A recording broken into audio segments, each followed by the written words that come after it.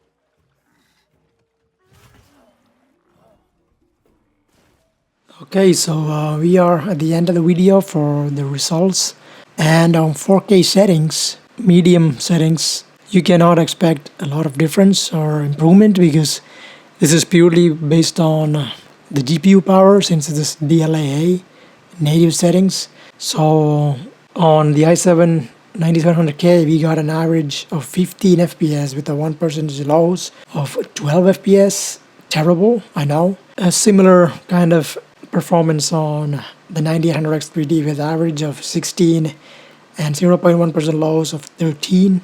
So the 1% loss are like a little bit better, which is like 6.67% improvement. Yeah, I know. The percentage numbers will make it look better than it actually is, but yeah, it's just 1 FPS increase. And on the lowest settings, was not that much different either. Getting 37 average on the 9700K and 0.1% loss of 20 FPS. And on the 9800X 3D system, we were averaging 38 and a 1% loss of 19 FPS, which is lower than the other system. So yeah, again, a bare 2% increase. Terrible. Yes, even on ultra performance, you cannot expect a lot of improvement here. But that's usually the case on 4K settings though. On an 8GB card, you can't expect much on it. Even though the CPU is a killer, you can't expect much on a GPU like this, okay? So moving on to 1440p medium settings. On the 9700K, we were averaging around 25 FPS. And with the 1% loss of 16. And on the 9800X 3D system, the average FPS was 26. And the 1% low was 19, which is on paper a 4% increase, but it's actually 1 FPS increase in the game. Again, pretty bad. And on the lowest settings, DLSS Ultra Performance, on the 9700K we get 43 FPS average with a 0.1% loss of 26 FPS. And on the 9800X 3D system, the average was 47 with a 0.1% loss of 36. So here's where it starts to get a little bit better. So it's like 9.3% improvement. This is not that great. It's like an overclocked. If you overclock your CPU, maybe you get like a 10% increase, right? That's what you get here. Or your GPU overclock type of performance. Yeah, so it's not looking that great either on 1440p. Okay, now moving on to the 1080p settings, where the 9800X 3D usually just blows the 9700K out of the water, out of this universe with its performance in the other FPS games that I tested before. But in Monster Hunter Wilds, it's like a meh type of improvement, okay? So let's see, on 1080p medium settings, we are getting an average of 32 FPS and a 0.1% loss of 20 FPS on the 9700K. And on the 9800X 3D, we are averaging 34 FPS with a 0.1% loss of 26 FPS, which is a 6.25% increase. Again, not that big of an improvement. And on the lowest settings, on the 9700K, we are averaging 44 FPS with a 0.1% loss of 29 FPS. And on the 9800X 3D system, the average was 52 with a 0.1% loss of 41. So this is the maximum amount of FPS you can get with the 2080 paired with the 9800X 3D, which is so you get like an 18.20% increase over the 9700K. So yeah, this is the maximum amount of improvement you can expect from the latest and greatest gaming CPU paired with the RTX 2080 from 2018. And yes, you can blame the developers for not optimizing this game at all. See, this is why I had that benchmark rant and people were still defending it. Come on, take Capcom's dick out of your mouth, guys. Like, there's no point. This game is still not fixed and it's still flooded with mixed reviews. Lost the majority of the players because there's a reason people buy this game and get disappointed because the optimization is absolutely terrible. And people with systems like a mid-end system like a 9700K and 2080, they can't play the game at all. You see like 30 FPS on medium settings is crazy on 1080p. Even with like the lower settings with absolutely terrible graphics, you don't get much. So that's why I was pissed off. Okay? If the game looked good, I wouldn't be so pissed. But anyways, that's a different video. I already made a video on it. So yeah, there you go, guys. Monster Hunter Wilds. What a terrible PC port on the RTX 2080 and a 9800X 3D and 9700K. And if you're planning to upgrade your CPU just for this game, don't do it.